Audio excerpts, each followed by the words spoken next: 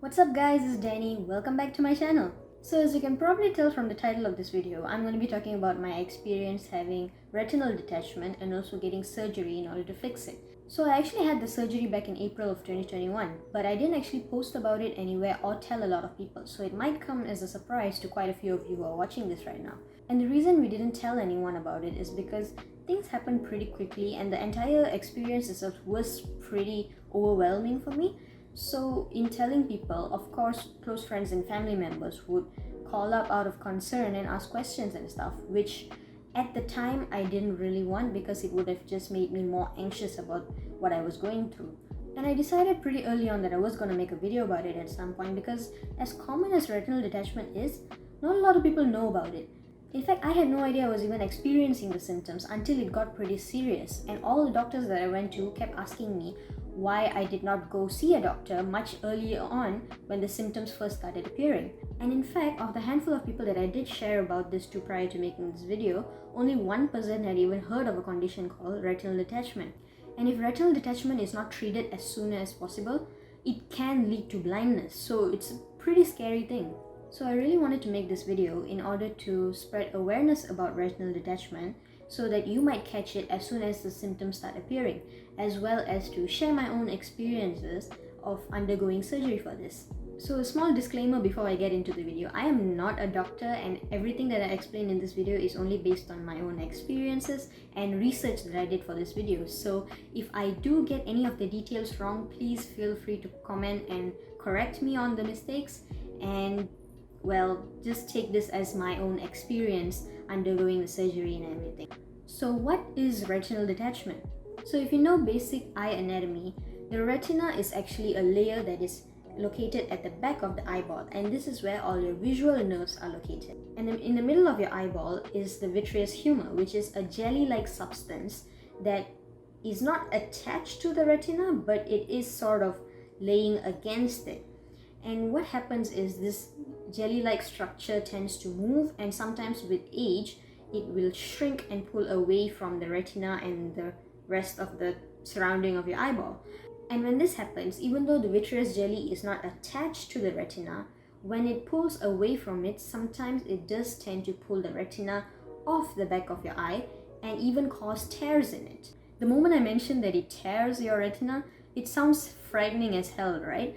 But the worst thing about this is it doesn't even hurt, so you won't even know that there's a tear in your retina until you start experiencing visual symptoms, which I'll go on to explain later. So when there's a tear in the retina, the vitreous jelly can seep into the tear in between your retina and the back of your eye, which can cause blurry vision.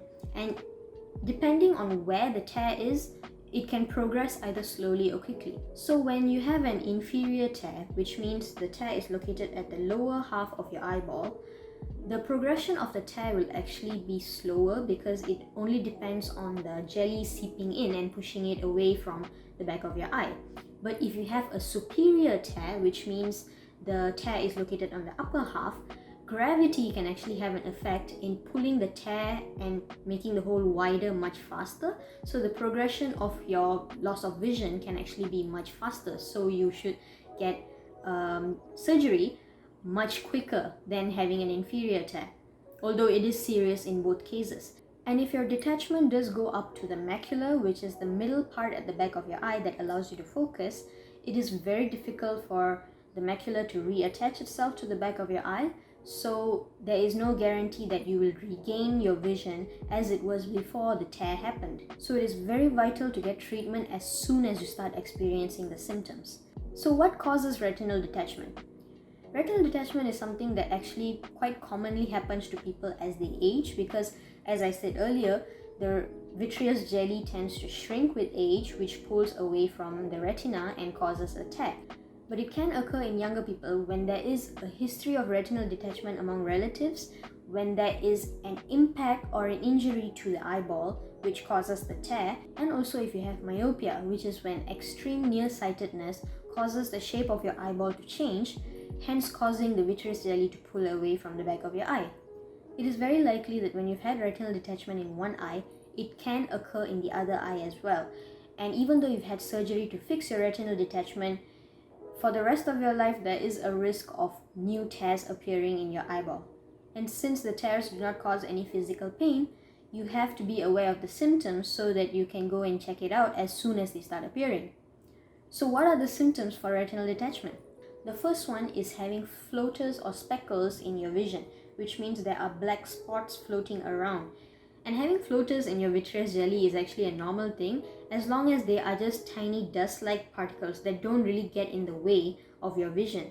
The moment they start getting really big and annoying and disrupting your vision, that is something to be aware of.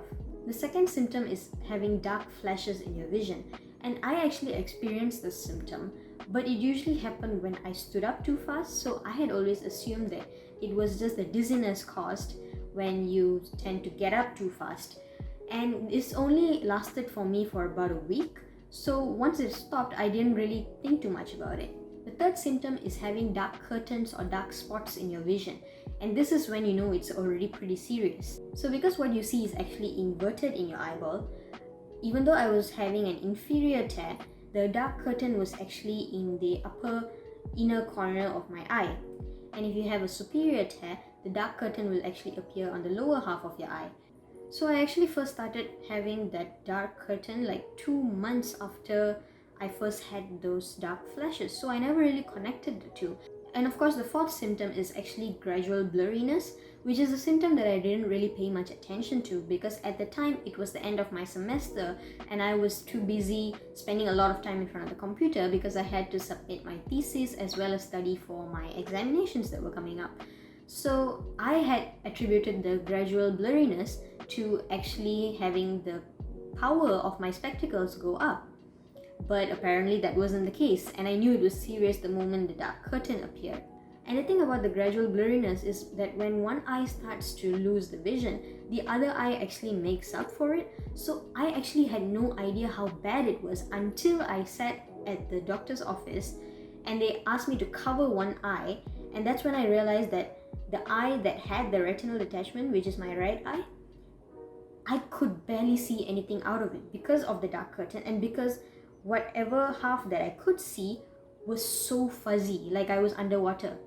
So it was a really scary thing realizing how serious my retinal detachment had gotten just because I did not realize that those earlier symptoms were actually symptoms of such a thing. So if you are experiencing the symptoms that I just mentioned, please go as soon as possible to an eye clinic and get your eyes checked. And even if you're having 20/20 vision, there's nothing wrong with scheduling an eye appointment once in a while because while we do stress the importance of getting full medical checkups and mammograms every once in a while, we rarely get our eyes checked for no reason. So considering all the things that could be wrong with your eye, there's nothing wrong with getting those checked out as well.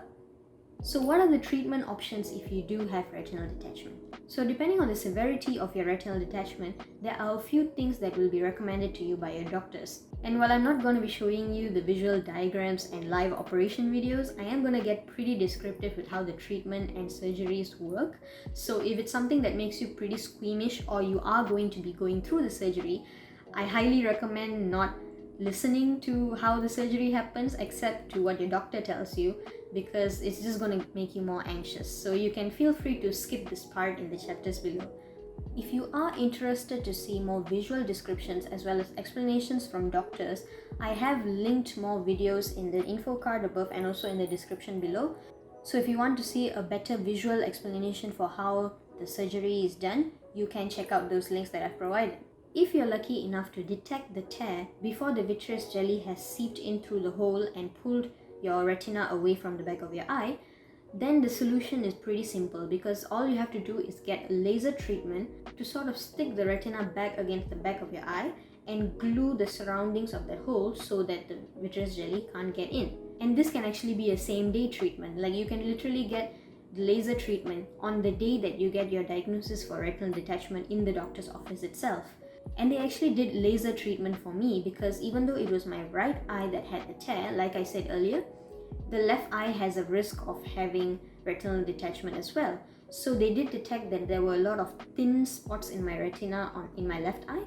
So I had a laser treatment scheduled on the day itself to just laser around all those thin spots as a precaution.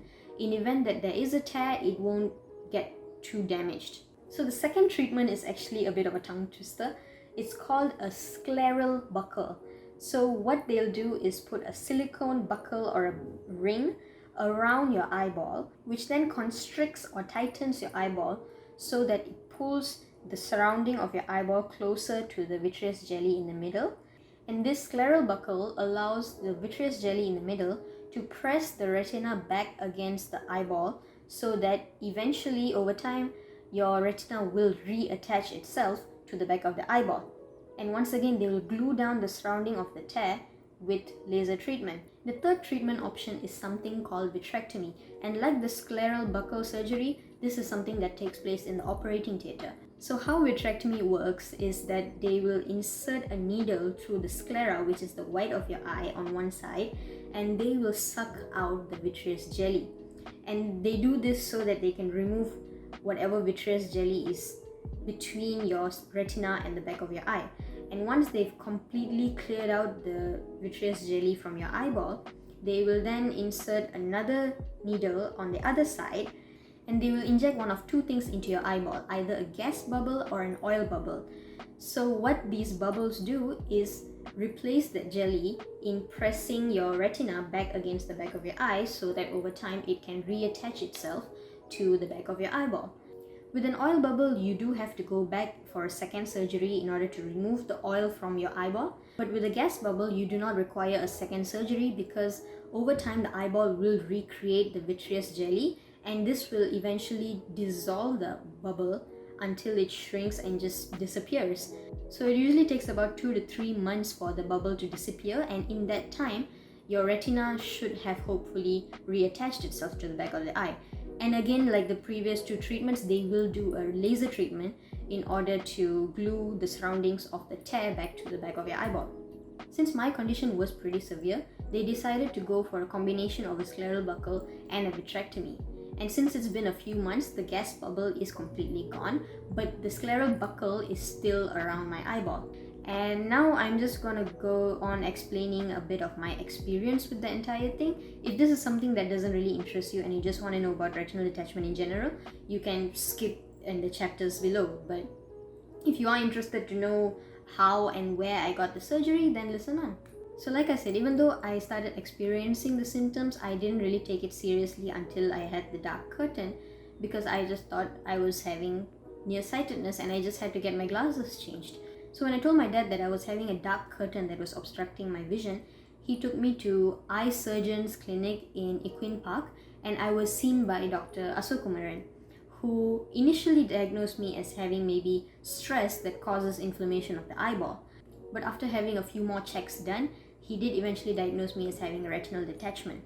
And since we opted to go to a government hospital to get further checkups and possible surgery, he did give us a referral letter to Hospital Selayang, which is the only specialist in Malaysia that does retinal detachment treatment and surgery. So this was on a Saturday, and I was only able to go to Hospital Selayang the following Monday.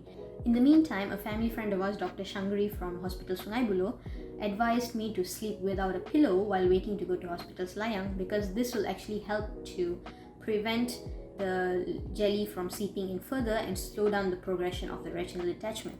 So eventually the following Monday, I did go to Hospital Selayang and get a proper diagnosis for retinal detachment. And one of the surgeons, Dr. Premala, who was in the operating theatre on the day of my surgery, came to explain to my dad and myself what procedures they were going to do to my eye. And the very same day, I got the laser treatment done on my left eye by Dr. Isha in order to prevent any future tears that might happen on the left eye. And since the laser treatment was pretty painful, we didn't get to laser all the thin spots on the same day, so I did have to go back on the following Thursday after my appointment with the anesthetist Dr. Surya to have the rest of the thin spots lasered by Dr. Firdaus. And with that, my left eye was taken care of. And because all this was happening during the COVID-19 pandemic, I did have to get warded 3 days in advance so that they could do a swab test and make sure that I didn't have COVID. If I had been positive, they would have had to postpone the surgery. And it was crucial that I get the surgery as soon as possible. So I got admitted on the 1st of April, and my surgery was scheduled to take place on the morning of the 4th of April. So normally with this kind of surgery, they only numb the surrounding areas of the eyeball, similar to getting cataract surgery. But because I'm pretty young and was really anxious about getting the surgery, the doctors opted to give me a general anesthesia, which means I was knocked out for the entirety of the surgery. And after I woke up back in the ward, I was instructed to sleep for an entire day and night with my head facing down like this. And the reason for this is so that the gas bubble, which floats upwards, will press against my macula and help to reattach it to the back of my eyeball. So now on to post-surgery recovery and care. From the second day onwards for the next 2 weeks, I was instructed to sleep on my left side with my nose facing downwards like this, so that the bubble will press against where the tear was located in the back of my eye. And after that, for as long as I had the bubble in my eye, I was not allowed to sleep flat on my back, where the bubble could press against the lens in the front of my eye, which would only cause more problems. So I was allowed to sleep sideways but not flat on my back. And the bubble disappeared for me in just under 2 months, but as someone who sleeps most comfortably on my back, let me tell you, it was not a fun 2 months.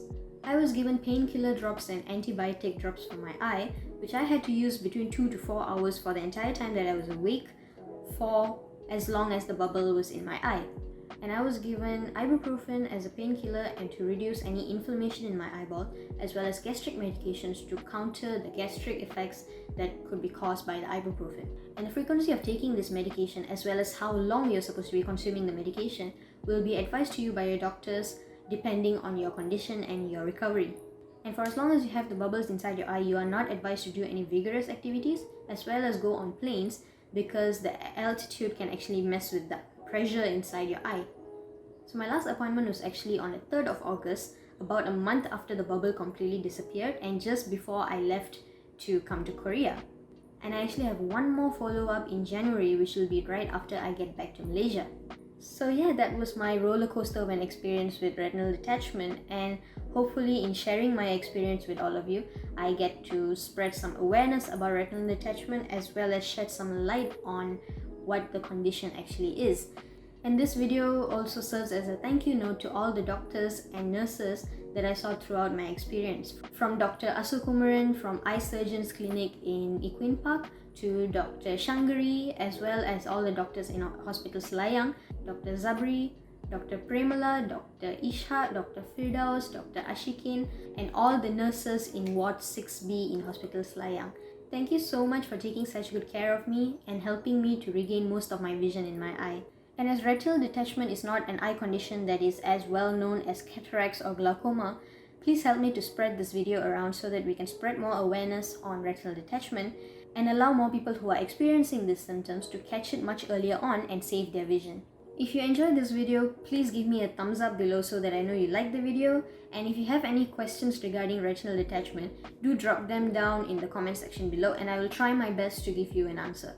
And if you'd like to see more of my future content, including vlogs of my time here in Korea, do subscribe to my channel and hit the bell icon to get notifications whenever new videos are uploaded. So that's it for this video, and thank you so much for watching, guys.